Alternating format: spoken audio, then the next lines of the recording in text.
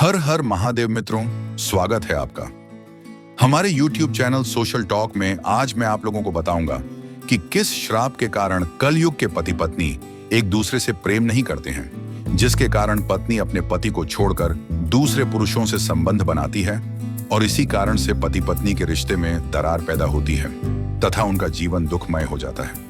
आजकल के पति पत्नी एक दूसरे से बिल्कुल भी संतुष्ट नहीं रहते हैं, जिसके कारण वे एक दूसरे को धोखा देकर किसी पराये पुरुष अथवा पराई स्त्री से संबंध बनाते हैं। से उनके जीवन में हमेशा कलह होता रहता है और उनका जीवन अत्यंत दुखों से भर जाता है। तो चलिए इसके पीछे के गुण रहस्य को जान लेते हैं। प्रिय दर्शकों, एक बार माता पार्वती भगवान शिव से रूठकर कैलाश में बैठी हुई थी। जब भगवान शिव जी उन्हें मनाने का प्रयास करते हैं, तब माता पार्वती कहती हैं, हे स्वामी, मैं जानना चाहती हूँ कि पुरुषों को स्त्री के मन की बात क्यों समझ में नहीं आती है। हर पुरुष अपनी पत्नी की प्रिय वस्तुओं को तथा चीजों को क्यों बार बार भूल जाते हैं, जबकि एक स्त्री अपने प्रेमी या पति की हर छोटी छोटी बातों को ध्यान में रखकर उनकी सेवा करती है। हे प्रभु, आप ही आदि और अनंत हैं, आप ही इस जगत के परम परमेश्वर हैं, आपसे कोई भी बात छुपी नहीं है। और मैं यह जानना चाहती हूँ कि कलयुग में स्त्रियां पति को क्यों धोखा देती हैं। कृपा करें और मेरे इन प्रश्नों के उत्तर देकर मेरे मन की शंकाओं को दूर करें। मित्रों, तब भगवान शिव मंद मुस्कान के साथ कहते हैं, हे गौरी, आप सत्य कहती हैं कि हर पुरुष पत्नी की मन की बातों को तथा उनकी प्रिय वस्तुओं को भूल जाते हैं, किंतु इसके पीछे एक मुनि के शाप की कहानी है, जिसे आज मैं आपको सुनाता हूं। हे देवी पार्वती, जो पति पत्नी इस कहानी को सुनते हैं, वे हमेशा एक दूसरे के प्रति प्रेम में वृद्धि करते हैं। मित्रों, आपने अक्सर देखा होगा कि कुछ जोड़ियां पति पत्नी कम दोस्ती ज्यादा निभाते हैं, वहीं किसी के जीवन में हमेशा क्लेश रहता है। इसके पीछे के कारण उनका मानसिक शारीरिक जुड़ाव होता है। तो चलिए आज की कहानी को शुरू करते हैं, ताकि हमें पता चले कि स्त्री पुरुष के बीच में प्रेम संबंध कैसे बढ़ जाते हैं। दोस्तों, आज की यह वीडियो बहुत ही महत्वपूर्ण और ज्ञानवर्धक होने वाली है, इसीलिए वीडियो को अंत तक जरूर देखें, क्योंकि अधूरी जानकारी विष के समान होती है, जो कभी किसी का भला नहीं होने देती। तो दोस्तों, चलिए जानते हैं कि क्यों आजकल के पति पत्नी एक दूसरे से संतुष्ट नहीं रहते हैं और वे एक दूसरे को धोखा देकर किसी अन्य व्यक्ति से संबंध बनाने लगते हैं, जिसके कारण उनके रिश्ते में दुख के कई द्वार खुल जाते हैं। प्रिय दर्शकों, इन प्रश्नों का उत्तर हम आपको एक अत्यंत महत्वपूर्ण कहानी के माध्यम से देंगे। दोस्तों, यदि आप भगवान श्री शिव के सच्चे भक्त हैं, तो वीडियो को लाइक करके कमेंट में हर हर महादेव जरूर लिखें। मित्रों, भगवान शिव कहते हैं, हे देवी पार्वती, पूर्व काल की बात है, जब त्रेता युग आरंभ हुआ था। महाभारत के गुरु वंश के राजा दुष्यंत राज करते हैं। वहीं दूसरी तरफ राजा दशरथ के पुत्र श्री राम का भी जन्म हुआ था। ये दोनों घटनाएं एक ही समय की हैं, जिसका वर्णन रामायण और महाभारत में मिलता है।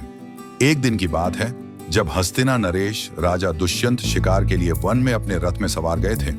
उस समय महाराज एक हिरण का पीछा कर रहे थे। भागते दौड़ते हुए प्यास लगने के कारण राजा दुष्यंत अनजाने से महर्षि कण्व के आश्रम में पहुंच गए। वहां हस्तिनापुर नरेश शांत होते देख एक आरक्षी ने गुस्से में आकर कहा कि हे राजन, आप कौन हैं और क्या आप जानते नहीं हैं कि इस वन में किसी भी प्राणी का शिकार करना वर्जित है? यह महामहर्षि का आदेश है। तब आरक्षी की बात सुन राजा दुष्यंत ने शिकार न करने का निर्णय लेते हुए उन्हें वचन दिया और वहां से वापस अपने रथ की ओर जाने लगे। तभी निराश होकर राजा दुष्यंत को वापस जाता देख और उनके नम्रता पूर्वक व्यवहार ही वह आरक्षी उनसे प्रसन्न हो गए और उस आरक्षी ने उन्हें आश्रम के अंदर आने के लिए कहा। उन आरक्षी का आदर करते हुए महाराज दुष्यंत उनकी बात को नहीं टाल सके और आश्रम के अंदर चले आए। फिर उन्हें पता चला कि वह आश्रम महर्षि कण्व का है। मित्रों, भगवान शिव कहते हैं, हे देवी पार्वती, राजन को इस बात की पुष्टि हुई कि यह आश्रम उनके पूजनीय गुरु कण्व का है। जब उन्होंने भीतर प्रवेश करते हुए आवाज लगाई, तब उनके समक्ष एक अति सुंदर और मन को मोहने वाली युवा स्त्री आ गई, जिसका नाम शकुंतला था। जिसे देख महाराज दुष्यंत उस युवती पर अत्यंत मोहित हो गए। उस आश्रम पर आने वाले प्रत्येक अतिथि की तरह महाराज दुष्यंत का भी आदर करते हुए उस युवती ने उनका यथोचित स्वागत किया और महर्षि कण्व की अनुपस्थिति के बारे में बताते हुए कहा, हे राजन, महर्षि तो तीर्थ यात्रा पर गए हैं, किंतु आपका यहाँ सुस्वागत है।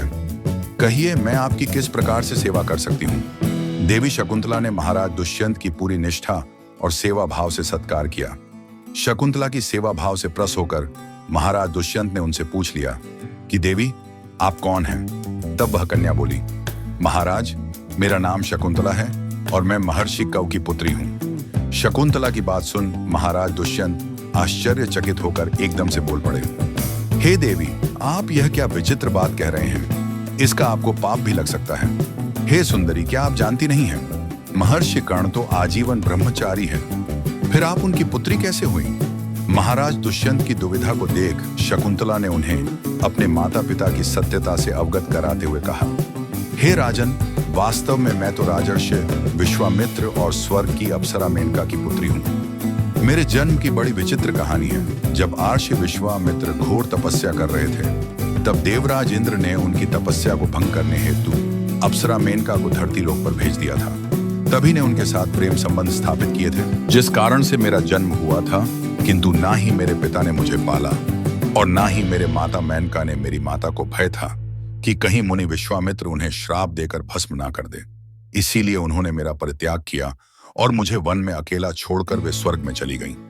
तभी उसी वन में शकुंत पक्षियों ने मेरा रक्षण किया। फिर एक दिन की बात है, ऋषिक कर्ण उसी मार्ग से गुजर रहे थे तो उन्होंने मुझे गोद ले लिया। हे राजन, धर्म के अनुसार जन्म देने वाला, पालन पोषण करने वाला तथा अन्न देकर रक्षण करने वाला पिता के समान पूजनीय होता है। इसी कारण से मैं ऋषि कण्व की पुत्री बन गई। वहीं जब दूसरी ओर शकुंत पक्षियों के द्वारा मेरा रक्षण करने के कारण मेरा नाम शकुंतला पड़ गया। महर्षि कण्व ने मुझे कभी भी यह एहसास होने नहीं दिया कि मैं उनकी असली पुत्री नहीं हूँ और मैंने भी उन्हें पिता ही मानती हूँ। शकुंतला के वचनों को सुनकर महाराज दुष्यंत उनके विचारों और आदर्श कन्या होने के कारण उनकी ओर आकर्षित हो गए। साथ ही वे उनकी सुंदरता पर तो पहले से ही मोहित थे और फिर उन्हें विवाह का प्रस्ताव देते हुए कहा, हे शकुंतला, आप एक क्षत्रिय कन्या हो। हे सुंदरी, तुम्हारे सौंदर्य को देखकर मैं अपना हृदय तुम्हें दे चुका हूँ। यदि तुम्हें किसी भी प्रकार की कोई आपत्ति ना हो तो मैं तुमसे विवाह करना चाहता हूँ। मित्रों, भगवान शिव बोले, हे गौरी, ऐसे प्रस्ताव को सुन। पहले तो शकुंतला अचंभित हुई, परंतु मन ही मन में वह भी महाराज दुष्यंत को देखकर तथा उनके शौर्य की प्रशंसा सुनकर उन्हें पसंद करने लगी थी। सर्वप्रथम शकुंतला ने महाराज दुष्यंत को ऋषि कण्व की अनुपस्थिति का कारण बताते हुए इनकार किया था, किंतु राजा दुष्यंत ने उन्हें यह कहकर मना लिया कि आप क्षत्रिय कन्या हैं और धर्म के अनुसार किसी भी क्षत्रिय कन्या को अपना वर चुनने का अधिकार स्वयं को भी है। और वैसे भी जब ऋषि कण्व को पता चलेगा कि आपने मुझसे विवाह किया है तो वे कदापि क्रोधित नहीं होंगे। मैं स्वयं उनका शिष्य हूँ। अब राजन दुष्यंत के समझाने के पश्चात शकुंतला विवाह के लिए मान गई और उन्होंने उसी आश्रम में एक दूसरे को अपनाते हुए गंधर्व विवाह कर लिया। कुछ दिनों का समय महाराज दुष्यंत ने शकुंतला के साथ विहार करते हुए वन में ही समय व्यतीत किया। फिर एक दिन वे शकुंतला से बोले, हे प्रियतम, मेरे कंधों पर हस्तिनापुर राज्य की जिम्मेदारी है और अब मुझे अपना कर्तव्य पूरा करने हेतु हस्तिनापुर जाना ही होगा। यह कहकर महाराज ने शकुंतला को अपने प्रेम के प्रतीक के रूप में अपनी दिव्य स्वर्ण मुद्रिका दी और हस्तिनापुर वापस चले गए और उन्हें आश्वासन दिया कि जैसे ही ऋषि कर्म अपनी यात्रा से वापस आएंगे तब वे उन्हें शीघ्र ही अपने साथ विदा कर हस्तिनापुर ले जाएंगे। मित्रों, उसके बाद समय बीतता गया और इसी बीच शकुंतला को पता चला कि वह गर्भवती है और शीघ्र ही ऋषि कण्व भी अपनी तीर्थ यात्रा से अपने आश्रम लौट आए। महर्षि कण्व के आश्रम में आते ही प्रसन्नता पूर्वक शकुंतला ने उनसे महाराज दुष्यंत के साथ अपने गंधर्व विवाह के बारे में बताया। यह समाचार सुनकर ऋषि कण्व पहले तो बहुत प्रसन्न हुए, परंतु उसके बाद महर्षि कव ने शकुंतला को धर्म का ज्ञान देते हुए कहा कि हे पुत्री, विवाह के पश्चात किसी भी कन्या को अपने पिता के घर में रहना उचित नहीं होता है। और बोले, एक विवाहित कन्या का विवाह के बाद उसके पिता का घर पराया हो जाता है तथा उसका अपना पति का ही घर होता है। जो स्त्री पति के सुख दुख में साथ रहती है वह पति और पिता का गौरव बढ़ाती है। हर परिस्थिति में एक स्त्री को अपने पति का साथ देना चाहिए।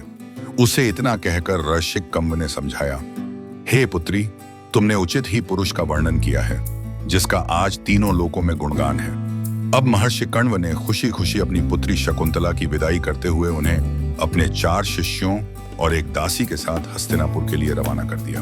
आश्रम से हस्तिनापुर के लिए आगे बढ़ते हुए मार्ग में एक शिष्य ने शकुंतला से सरोवर के पास रुककर विश्राम करने का निवेदन किया। अब तो शकुंतला भी थक चुकी थी, इसलिए उन्होंने सहमति दे दी और अपनी दासी प्रिय वंदाल की। फिर जब कुछ के पश्चात शकुंतला सरोवर में पानी पीने गई थी, तब उन्हें पता भी नहीं चला और उनके हाथ से महाराज दुष्यंत के द्वारा प्रेमचंद के रूप में दी हुई अंगूठी सरोवर में उनके हाथ से निकलकर गिर गई तथा वहीं दूसरी तरफ उस मुद्रिका को सरोवर की एक मछली ने निगल लिया।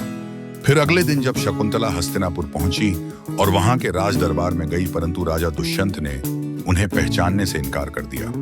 वह बार बार सभासदों के सामने कहती रही कि महाराज, मैं आपकी पत्नी शकुंतला हूं। लेकिन महाराज दुष्यंत ने यह कहते हुए पहचानने से मना कर दिया कि मैं तुम्हें नहीं जानता।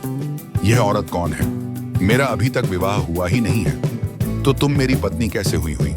मित्रों, माता पार्वती बोली, हे स्वामी, ऐसा विचित्र अन्याय वह भी स्वयं की पत्नी के साथ राजन ने क्यों किया? यह तो धर्म के विरुद्ध है। तब भगवान शिव बोले, हे देवी, मैं आपको विस्तार से बता दूं कि शकुंतला से विवाह के पश्चात जब महाराज दुष्यंत वापस हस्तिनापुर लौट रहे थे, तो वे महर्षि दुर्वासा के आश्रम के पास से गुजर रहे थे। तभी राजन अपनी प्रिय पत्नी के और राज्य के विचारों में पूरी तरह से डूब चुके थे वह सपनों की दुनिया में खोए हुए थे। जब उन्हें महर्षि दुर्वासा ने आवाज लगाई, फिर भी वे उन्हें नजरअंदाज करते हुए आगे बढ़ गए। इस तरह अनजाने में किए हुए अपराध से अर्षि ने क्रोधित होकर राजा दुष्यंत को श्राप दे दिया और कहा, हे राजन, इस समय तुम अपने विचारों में खोए हुए एक मुनि की आज्ञा का पालन न करते हुए आगे बढ़े हो। तुम अपनी सबसे प्रिय वस्तु को भूल जाओ। यह मेरा श्राप है। महर्षि दुर्वासा के श्राप रूपी कठोर वचनों को सुन महाराज दुष्यंत अत्यंत घबरा गए और ऋषि दुर्वासा के चरणों में नतमस्तक हुए। और फिर राजा दुष्यंत के बार बार विनती करने पर ऋषि दुर्वासा ने कहा कि राजन, मैं श्राप तो वापस नहीं ले सकता, लेकिन जब तुम कोई सूचक चिन्ह देखोगे तो उसे तुम पहचान जाओगे, अर्थात तुम्हारी यादें और शक्ति वापस आ जाएगी। वही उस श्राप के प्रभाव के कारण समय के अनुसार राजन शकुंतला और उसके प्रेम को भूल गए और वे उधर हस्तिना में महाराजा दुष्यंत शकुंतला के साथ हुए, अन्याय को भूल अपना राजपाट संभालने में व्यस्त थे। परंतु एक दिन की बात है, जिस मछली ने पानी पीते समय शकुंतला की अंगूठी को निगला था, वह एक मछुआरे के जाल में फंस गई और जब मछुआरे ने उसे काटा तो उसे चमचमाती सोने की अंगूठी मिली। उस अंगूठी को देख मछुआरा बहुत खुश हुआ और वह उस दिव्य अंगूठी को बेचने के लिए राज्य के एक सुनार के पास पहुंच गया। मित्रों, होनी को कुछ और ही मंजूर था। जब सुनार ने जैसे ही इस मुद्रिका को देखा तो उसका ध्यान अंगूठी पर लिखे महाराज दुष्यंत के नाम पर पड़ा। यह अंगूठी महाराज ने स्वयं के लिए हजारों स्वर्ण मुद्राएं देकर बनवाई थी, जिसकी कीमत कई ज्यादा थी, और सुनार ने तुरंत उस मछुआरे को कोतवाल के हवाले कर दिया। फिर कोतवाल उस अंगूठी और मछुआरे को लेकर महाराजा दुष्यंत के समक्ष प्रस्तुत हुआ था। पहले तो महाराज दुष्यंत उस अंगूठी को नहीं पहचान पाए, परंतु उस मुद्रिका को हाथ में लेते ही महाराज दुष्यंत को शकुंतला से जुड़ी सारी बातें याद आ गईं और उन्होंने मछुआरे से पूछा कि तुम्हें यह अंगूठी कहाँ मिली। तब उसने बताया कि महाराज, मुझे यह अंगूठी महर्षि कश्यप के आश्रम के पास स्थित तालाब के मछली के पेट से मिली। तब महाराज ने उसे मुक्त करने का आदेश दे दिया और कहा, तुम्हें हमारी पत्नी को ढूंढने में मदद करनी होगी। मित्रों, भगवान शिव बोले, हे पार्वती देवी, शकुंतला को कई सालों तक ढूंढने का कार्य शुरू था, किंतु शकुंतला ने अपने पिता के घर वापस ना जाकर महर्षि कश्यप के आश्रम में गुप्त रहने का निश्चय किया और महर्षि कश्यप को दिव्य दृष्टि से सारी बातों का अनुमान था, इसलिए उन्होंने शकुंतला को अपने आश्रम में आश्रय दिया। वहीं दूसरी तरफ देवताओं और दैत्य में भीषण युद्ध शुरू हुआ, जिसे हम देवासुर संग्राम के नाम से भी जानते हैं। जब देवराज इंद्र ने महाराज दुष्यंत को देवताओं की ओर लड़ने का आमंत्रण दिया, तब वे तुरंत अपने सारे दिव्य अस्त्र शस्त्र लेकर युद्ध में भाग लेने के लिए चल दिए।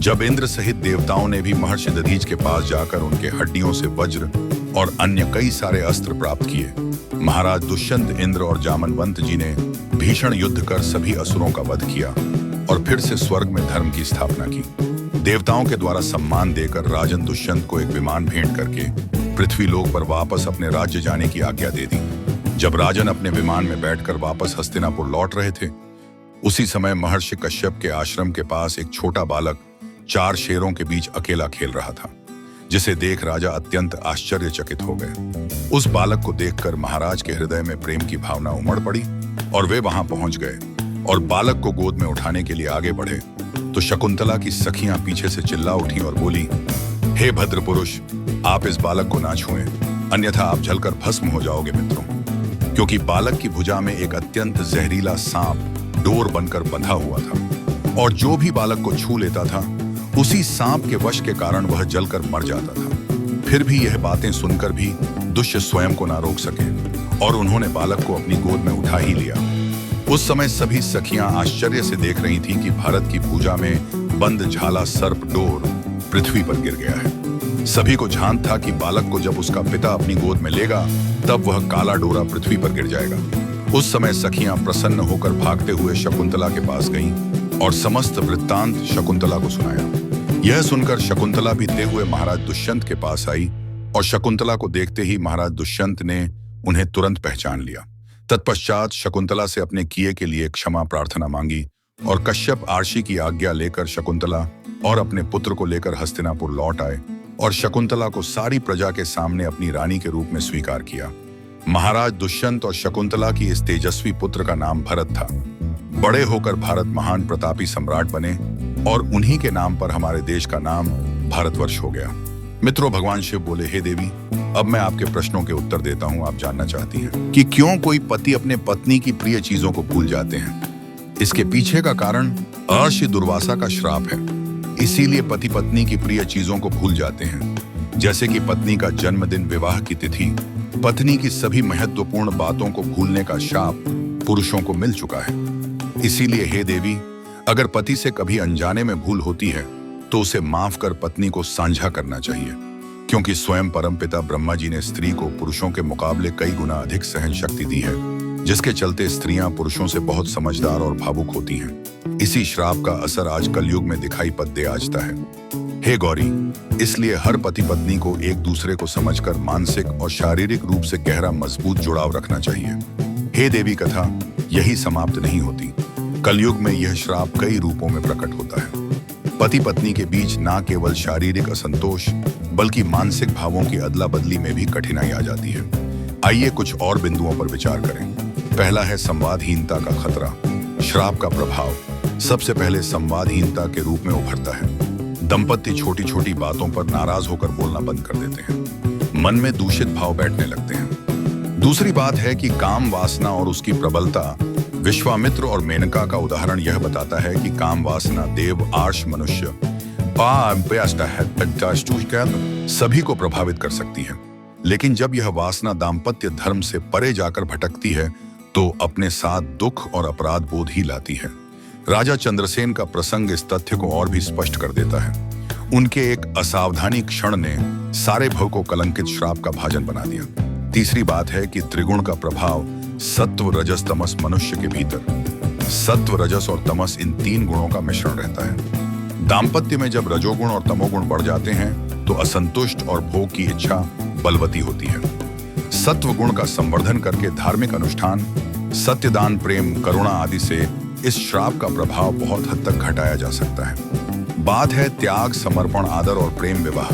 केवल काम भावना पर नहीं बल्कि त्याग, समर्पण और आदर के स्तंभों पर टिका होता है।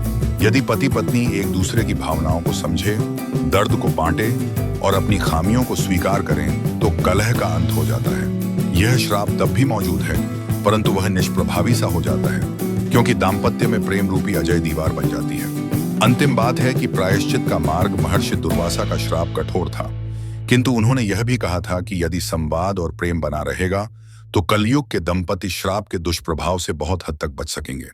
अतः कथा यही संकेत देती है कि मनुष्य स्वयं को सुधार ले, अपने व्यवहार और सोच को पवित्र बनाए तो श्राप का बंधन ढीला पड़ जाता है। तो मित्रों, उम्मीद है कि आपको यह कथा अवश्य ही पसंद आई होगी। तो वीडियो को लाइक करें और कमेंट में सच्ची श्रद्धा से हर हर महादेव जरूर लिखें।